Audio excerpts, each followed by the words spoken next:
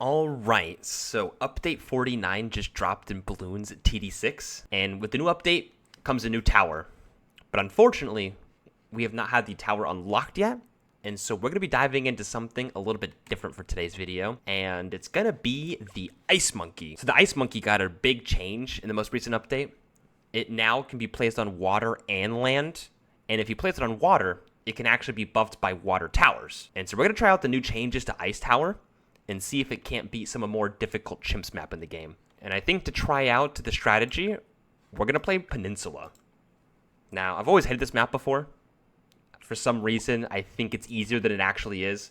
I do have a black border chimps, but I think for a fun gameplay here, we're going to be trying out the Ice Monkey on water. To get things started, I think we're going to be using the sub tower. In fact, probably I could place the ice tower for a little bit here. We'll place the sub down, and a dart monkey more in the back of the map, just in case some balloons leak on by. Now, I do have the sub on strong to break down some of the high-class balloons so that dart monkey can solo the rest. At round 7, we're going to get a friend for the dart monkey. Basically, some more cleanup damage, as well as probably a couple more towers for the early game.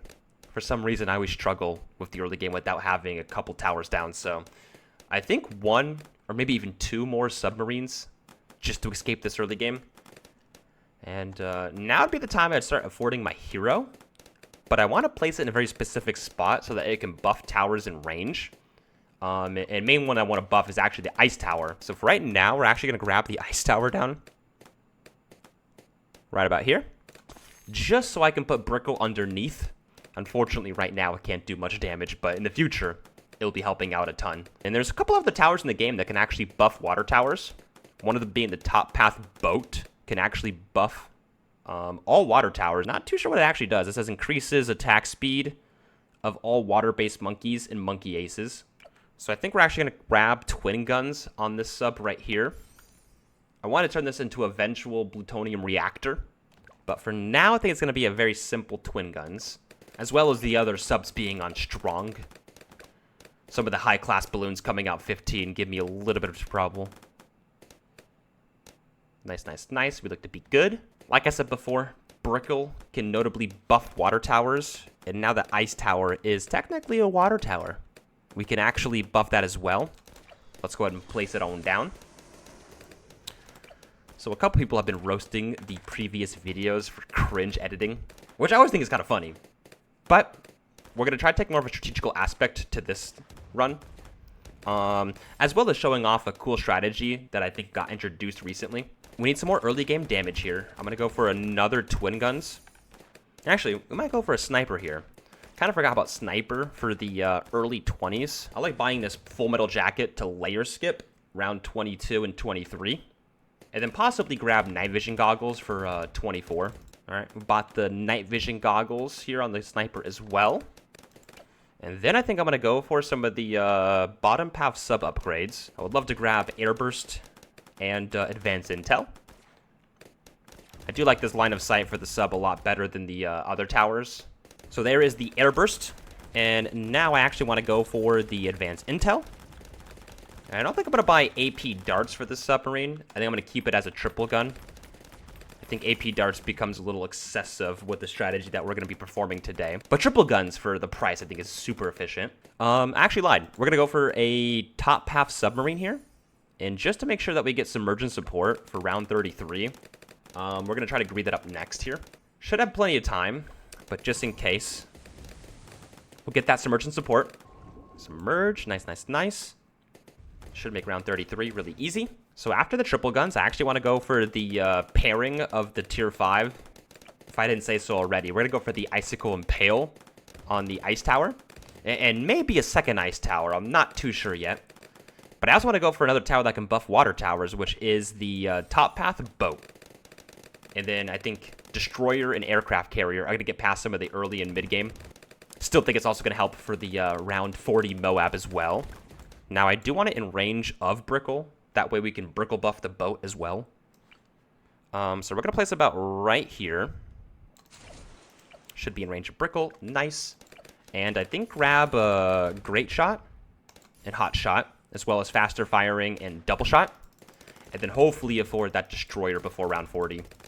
So like I was saying before, I do want to get the Icicle Impale. I don't know if it's just me or not, but I always love cross-pathing it with the top path, Permafrost, and just to make sure that DDTs get beaten up. Looks like a mid-round 39 buy. So besides the first couple of rounds, so far has been pretty easy. In fact, I think it's going to be pretty easy up until the late game. But let's try out one of our strategies here. We're going to try to go for a Brickle buff destroyer for round 40. Activate. Nice, nice, nice. I'm pretty sure Brickle is going to double the damage of all towers in range that are water-based towers. So the sub, the boat, and the ice tower. There's a couple other ones I want to go for as well. But if we are going to double the damage of an Icicle Impale or even a Carrier Flagship, for example, it's going to realistically just give us like an extra 30 or 40,000 worth of damage for whenever the ability is active. I still want to go for the Icicles. And I do think I'm going to cross path the top path just to make sure maybe the camos get beaten up here. And now I think we're going to go for Icicles. This should help out with the early ceramics. Like, for example, now. And as you can see, when we use that Brickle ability, the Ice Tower gets the ability as well. But now that we have the Icicles, I think I'm going to start going for the Aircraft Carrier. Icicles does struggle a little bit against Moab-class balloons, and so I want to make sure that we have a tower built for that. The little planes that fly out from the Aircraft Carrier actually have an anti-Moab missile that are very, very good against Moabs, especially if the insides get stalled and beaten pretty easily with the Ice Tower. In fact, it looks like we get it now, so beautiful. Alright, so now I think it's going to be a small save-up time. And maybe we can talk about some of the other towers I want to go for. They have also reduced the price of Absolute Zero, which is ironically the same amount of times I've actually used the tower.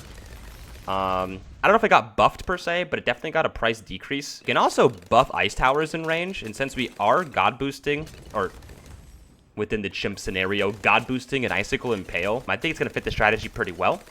As well as apply, I think, a cool stall strat that I don't really get to try out that much. 62, since we have the Fortified Moab this round, I might drop the Moab Mine. It should one-shot maybe the Fortified Moab. Looks like it did a lot of things. Alright, here's round 63. Maybe a little skeptical if we can beat it. I think Icicles should deal with it really, really efficiently, though. And it looks like it did. Nice, nice, nice. And I guess for that third wave, since it is a little bit more tanky than the first two, I'll just go for the naval tactics. Again, you can see the buff get applied to the Ice Tower, which I think is only a thing in its most recent update. Easily soloing round 63. Round 65 can be a little bit scary at the end, but I think we're about to forward Icicle Impale, so we should be fine. Little mid-round buy here. There we go, there we go. Affording a tier 5 on Peninsula chimps at round 65 seems pretty good. I really do believe now we have enough defense to survive long enough to get the Carrier Flagship. So it's kind of like one tier 5 into the next. And then I think the real strategy begins, just because everyone knows anything about chimps. The hard part is the end. Here's round 78. Maybe a couple Saram rushes, right? Seems to be walled off pretty well. Since we're going to lose the Aircraft Carrier for the second wave, I'm going to go in Naval Tactics. The second wave of ceramics here. Again, I don't think we have to use abilities, but just because we have them, I'm going to go ahead and use them. Right now. Alright, that was a little bit scary. In fact, I think Naval Tactics gives the Carrier Flagship camo. And I think the camo plane hit that last bit of balloons over here. Now that we bought our both tier 5s here, I'm going to go ahead and go for a couple of buffing towers. First one being is just going to be a village. And I'm going to grab jungle drums and primary training. It should add some extra buffs here to the Icicle Impale. As well as I want to grab a alchemist. I'm going to grab an alchemist right about here. To buff the towers up a little bit. I still believe to this day it's probably one of the best additions to BTD6. Just the simple alchemist. Go ahead and use some abilities here. Absolutely wall round 80. Beautiful. A couple other towers I want to go for is the Mermonkey. And now most people are going for bottom path nowadays, but I actually just want to add extra pierce to the towers, as well as it being a water tower in general. And so we're going to use it to buff Icicles. I think it increases the pierce up a little bit, which will be nice for us. Beautiful. Next, I want to think about adding a interesting tower. In fact, I was a little skeptical to go for it in general, but I was thinking we try to go for a absolute zero. We're going to place it right here. Again, I kind of want to use the ability to buff the Icicle Impale. Since we already have the Carrier Flagship, the Abyss Dweller, and some of the Village and Naval Tactics, why not add an extra buff to it? And so we're going to go for the middle path here. I do think it got a, like I said earlier, a price decrease. Still seems rather expensive, especially if you count the Tier 3 and Tier 4 into it. So we'll see how good it actually is. And I'm going to cross path it to the 150. I just don't think we're going to need Cold Snap. We'll buy Cold Snap. We'll go 250. I lied. You do have to be careful with that Moab mine. Sometimes it can pierce cap your towers. I guess with stall strats, shouldn't be too much of a problem, but still something to at least keep in count. I will say what though, we are flying through these rounds. Beating chimps on a difficult map this easily, I don't think is that common. Let's see how 87 does. Looks easy. Naval Tactics makes it a lot easier. Here's round 90. I might go for a Moab mine. Oh, that looked awesome actually. It like stunned them all in range, and then I got all three of them with one ability. Let's go for a Naval Tactics here, because that will now afford us the absolute zero. And I think we're going to rattle this ability basically off cooldown. So whenever you see that ability right here, I think I'm going to use it. And to make it off cooldown faster, I'm going to go for Primary Mentoring. And I'm also going to go for the Plutonium Reactor. Water towers in range get an extra 50% off their cooldown. And then now I kind of think we're just lacking one type of damage, which is basically the bad, or around 100. And I think there's a very cool tower that we can get to prevent that, and that is the First Strike. And then range of Plutonium Reactor and Brickle and the Carrier Flagship and all that kind of good stuff, right? The ability should be off cooldown faster, as well as should be a little bit more stronger. A little bit scared for DDT, so I'm going to go for that Moab mine again. Beautiful.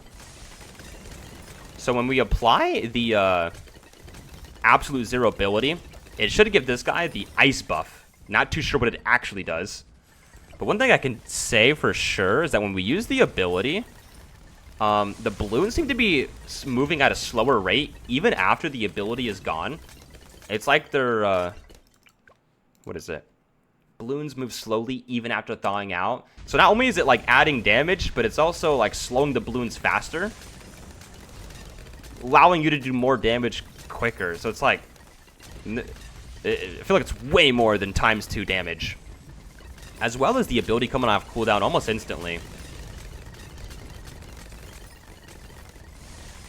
And we've used it twice this round.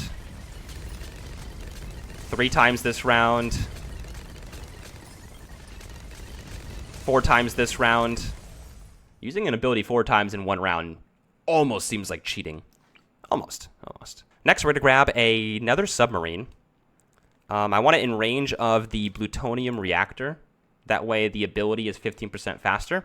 Other than that, I mean, we get extra buffs for being in range of Brickle, the Carrier Flagship, and the Abyss Dweller. So, boom. And I guess we'll cross-path it for the advanced intel. Round 95 should be pretty easy. I think the Icicles basically handles it. If it doesn't, you could use, I think, a Naval Tactic, which we're going to use. Absolutely destroy that round. Beautiful, beautiful, beautiful. Round 96. Let's rattle off some absolute zeros. Again, this should further buff the ice tower, as well as just making the balloons move a lot more slowly. Also grab the First Strike. So I do have my fingers on the hotkeys, basically the 1, just in case the balloons seem to be getting by. I can go ahead and prevent that from happening. Other than the absolute zero just being rattled off cooldown. We could use a lot more abilities to do more damage. In fact, probably right now would be a good one, right? Maybe not. Maybe. Here's round 98. We're going to try not to use Naval Tactics, even though we probably should. We got main Moab here. And look at the absolute zero just rattling off abilities. And again, it should be buffing this ice tower. Alright. Not the easiest, but definitely easy. And next I want to go for... I don't think we'll have time to afford the actual tower I wanted to. But we'll definitely get the prerequisite. Just a simple Moab Shredder is insane. In fact, I might even like Alec buff it a little bit. And we'll grab White Hot Spikes just in case the DDTs seem dangerous here. I do think we can go for a simple Absolute Zero and stand a good chance at beating it. A little bit scarier than I thought. But I think that's just because they're not dying instantly. They're all just like perma-stunned. And now we simply have round 100. All right, so we're going to go for a Moab Mine off the rip. As well as, I think, a Brickle Naval Tactics. And we're going to try to time the first strike to one-shot the bad. I think we're looking for the damage state. That's the first damage state, right? There's the second damage state. Third damage state. And I think right about now. Beautiful. One-shot the insides.